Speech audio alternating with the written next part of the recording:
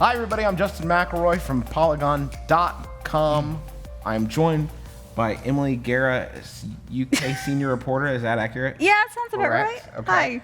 And it's not just us, though. I know the camera's only showing you that, but we've got a surprise in store for you. Hey, everyone.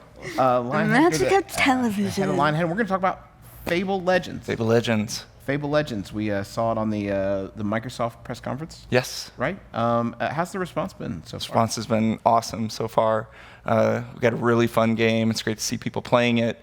I don't know what you know about Fable Legends, but it's a multiplayer online quest adventure game. It features a 4-player co-op as heroes against a playable villain.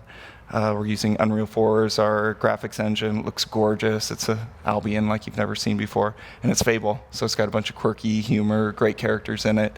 And it's just been really fun seeing the response of people playing it. So, John, I'm a dyed-in-the-wool Fable fan. Nice. Played every Fable game. Great. You were talking about how it might be a challenge to sort of fill, longtime Fable fans in on like what exactly is this game. Yep. So help me understand structurally what this experience will be like when I'm playing through. Yeah, so the game is, as I mentioned, a 4-player co-op game. So you're going to go in, you don't see it in this video, but we have a gorgeous town called Bright Lodge. It's the social hub within Fable Legends. Your friends will be there in town. It's part of our cloud features, right, that you'll be able to see your friends and their heroes. And you'll group up and you'll go adventure. So this is the beginning of a quest that's called Moon on a Stick. And what this group of heroes is trying to do is get a relic at the end of this level. And that relic is the Moon on the Stick. So we're watching Sterling right now. Sterling is a rogue-like character, so he does a lot of damage. He can't take a punch at all, though. Okay. So if Sterling's smart, and he's not playing very smart in this video right now, he'll hide behind a tank, and you'll see our tank in a minute. Her name is Inga. That's the woman with the big shield. She's a character of strength. So her abilities are really all revolve around attracting the attention of creatures and taking a lot of damage for the team of heroes. Mm-hmm. So I mentioned playable villain.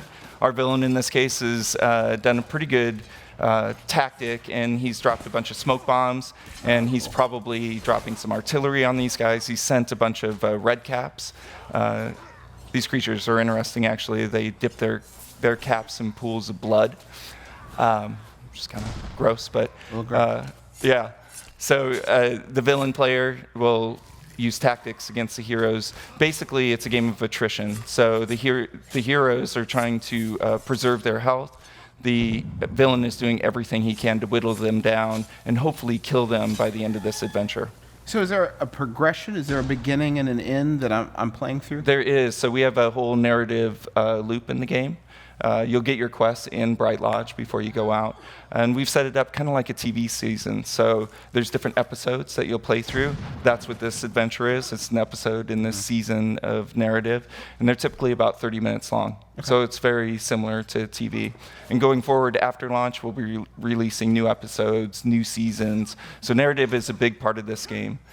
A lot of what you're going to see at the show, though, revolves around the multiplayer, because we're really trying to educate people on what we're doing with multiplayer. And we believe we've got to nail this. This is the core of the game. It has to be fun. It's been really fun so far. So we're really focusing on this right now.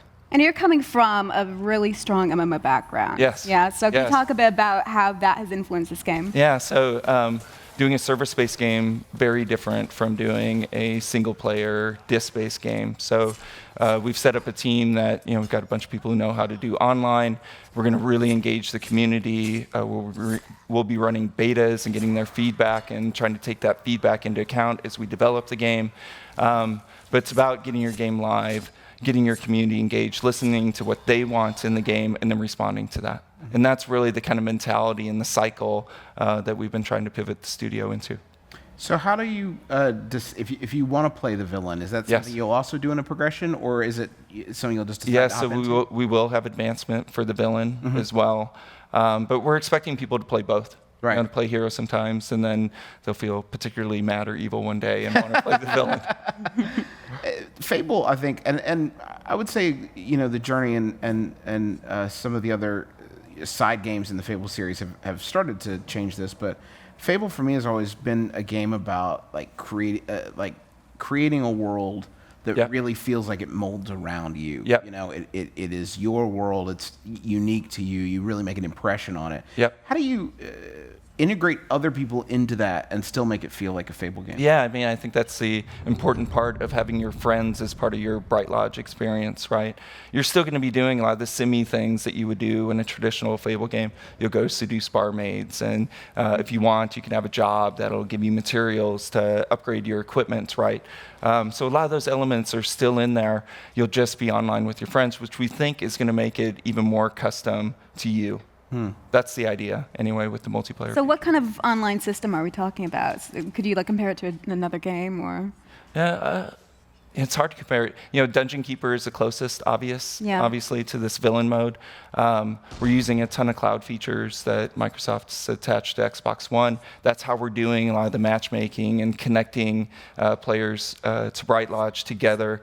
We're also going to have things like the villain. You know, one of the great things the villain does is it lays down all the creatures before the heroes go in, and then the villain can orchestrate where the creatures go, which heroes they attack. But we have templates on these setups. The villain will be able to save these templates up into the cloud. We'll use those if someone plays an AI villain, if there's not a real villain on the other end. And you can also call them down. Okay, I want my template of Doom, right? Let me play that one this time. And you can call it down out of the cloud infrastructure. So there's going to be a lot of leveraging live, leveraging cloud, bringing all that here to make this a very social online experience. Yeah. So I played this over in Guildford and all That was great. England. It was a really fun game. But one thing that really stood out for me was the number of different hero characters that you have, and it reminds me quite a bit of League of Legends, which is my Everything reminds Emily of Yes. I love it. Yes. And in that sense, do you think that there's any room to create a kind of similar character roster that would possibly include microtransactions? Positively. We're not a MOBA, but we're certainly developing the game around having a bunch of heroes, right? So we have 6 right now in the game. You know, a variety, sniper, we have a rogue class, a healer class, we have a tank class. So a lot of the kind of typical characters you'd find in an RPG. We're going to continue to roll those out because, you know, we want to offer a bunch of heroes. At least one is going to suit your play style, right? And you can mix up what you play depending on what your friends are playing. But for those heroes, you can customize them very deeply. So, you know, we'll have customizable weapons and armor. There'll be skill trees that you invest in for each hero. So you're going to be able to, even though we have you know, a selection of heroes, you'll be able to highly customize them in the game and make them yours. Cool. Is there a fart button? We certainly have farting. We will have chicken kicking. Certainly we'll have farting. That's Yes, not coming, positively. If that's like a post-launch thing, John, It's I'm gonna not. come at It's you. not. We have to have At farting. launch. At In launch. fact, we have an ogre. You didn't see it in that video. That has a very lethal fart. Good. So it's in the game already. Classic Fable. Classic. Yes, Yeah. exactly. Okay. Have to. Yeah. You know, and that's one of the cool things too. So, you know, we wanted to bring a lot of the Fable character into Fable Legends. So we're doing a lot of voice emotes. So you'll have a button. I should have pointed out when the video was running. You may have seen a little chat icon. Mm-hmm. It's on the A button. Every time you hit that, there's a line of dialogue that your hero will say. Really funny lines. They'll be varied depending on which hero you're interacting with on the other side. Mm-hmm. So we're going to go really deep with that. Make it a really core part of kind of the humor and character of the game. Awesome. Awesome. John, thank you so much for joining us. It's great to be here. Thank you. Fable Legends do we have any idea when? So we are going into beta this fall. Okay. We'll see how the beta goes, and we're going to release when it's awesome. Awesome. Okay. Well, John, thank you so much for being here. Emily, thank you. Thank you so much for joining us. Thank you. You have to because I do. Yeah, they'll fire me otherwise. And thank you to you for watching this video. If you like watching videos, and I assume you do, you're at the end of this one. There's many more videos. If you wait, another will start. If you look below this, I bet there's another one. Look above you. Look all around you. We've got videos everywhere. So please watch them. Read the other stuff on Polygon, and stick with us because we're only midway through E3. There's a lot of stuff. There's a lot of stuff left to come. But thank you for joining us.